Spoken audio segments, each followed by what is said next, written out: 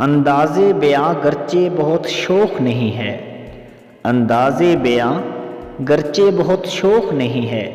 شاید کہ اتر جائے تیرے دل میں میری بات۔ جناب صدر اور معزز سامعین کرام، السلام علیکم۔ آج اس پروقار محفل میں مجھے جس موضوع پر لب کشائی کا موقع دیا گیا ہے وہ ہے بدعنوانی سے پاک معاشرے میں نوجوان نسل کا کردار۔ عزت نفس کسی شخص کی محفوظ نہیں، عزت نفس کسی شخص کی محفوظ نہیں، اب تو اپنے ہی نگہبانوں سے ڈر لگتا ہے۔ ڈنکے کی چوٹ پر ظالم کو برا کہتا ہوں، ڈنکے کی چوٹ پر ظالم کو برا کہتا ہوں،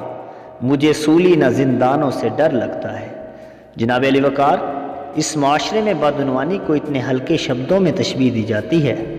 کہ اسے صرف خواب غفلت سمجھ کر ہی بلا دیا جاتا ہے، لیکن آج اس ایوان میں بتاؤں گا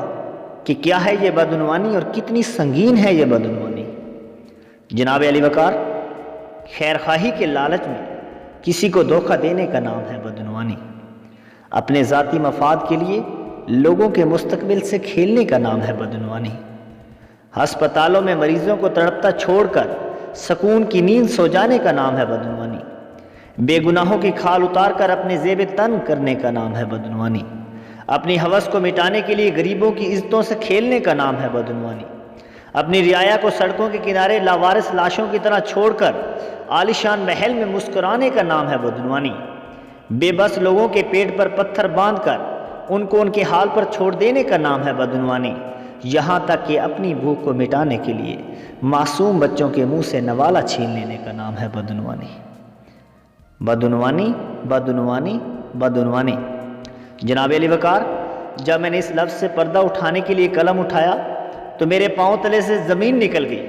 کیونکہ جب میں نے چوکیدار سے لے کر ملک کے حکمران تک کی تاریخ کا مطالعہ کیا تو مجھے یہ بات بہت ہی افسوس سے کہنا پڑ گئی۔ شاہ بکتے ہیں، فقیر بکتے ہیں، یہاں صغیر و کبیر بکتے ہیں، کچھ سرعام تو کچھ پسے دیوار بکتے ہیں، یہاں تہذیب بکتی ہے، یہاں فرمان بکتے ہیں، ذرا تم دام تو بدلو، یہاں ایمان بکتے ہیں۔ جناب علی وقار، اس مرض نے ہماری تہذیب کو کھوکھلا بنا دیا ہے، اس نے ظلم و زیادتی اور ناانصافی جیسی برائیوں کو جنم دیا ہے، اس نے ہزاروں معصوموں کے خوابوں کو چکنا چور کر دیا ہے، اس نے لوگوں کی عقل پر پردہ ڈال دیا ہے۔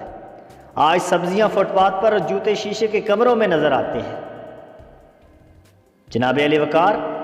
آج پڑھے لکھے لوگ بے روزگار اور ان پڑھ وزیر نظر آتے ہیں، اس نے ہزاروں لوگوں کے مستقبل کو داؤ پر لگا دیا ہے۔ وہ لوگ جو کبھی اچھی زندگی جینے کی خواہش رکھتے تھے، آج وہ بے بس اور مجبور ہو کر مرنے کے قریب ہو گئے ہیں، کیونکہ جو گراں تھے سینہ خاک پر وہی بن کے بیٹھے ہیں معتبر، جو گراں تھے سینہ خاک پر وہی بن کے بیٹھے ہیں معتبر، جنہیں زندگی کا شعور تھا انہیں بے زری نے مٹا دیا۔ جناب علی وقار، آج کئی ممالک کی طرح پاکستان بھی رشوت کا گھر بن چکا ہے۔ چند سال پہلے صرف محکمہ پولیس میں رشوت لینے کا رواج تھا، مگر اب سرکاری، نیم سرکاری اور پرائیویٹ اداروں میں بھی رشوت کے بغیر کام نہیں چلتا، یہاں تک کہ ریل گاڑی میں سیٹ ریزرو کروانے کے لیے بھی رشوت دینا پڑتی ہے، ورنہ یہ کہہ کر ٹال دیا جاتا ہے کہ 20 دنوں کے بعد سیٹ میسر ہے۔ تو پھر اس دردناک صورتحال کا اختتام میں کچھ یوں کرنا چاہوں گا کہ اجڑے ہوئے ہڑپا کے آثار کی طرح، اجڑے ہوئے ہڑپا کے آثار کی طرح زندہ ہیں لوگ وقت کی رفتار کی طرح، کیا رہنا اپنے شہر میں مجبوریوں کے ساتھ، کیا رہنا اپنے شہر میں مجبوریوں کے ساتھ، بکتے ہیں لوگ شام کے اخبار کی طرح۔ والسلام۔ Please like, share and subscribe Shoaib excellence channel. Thank you.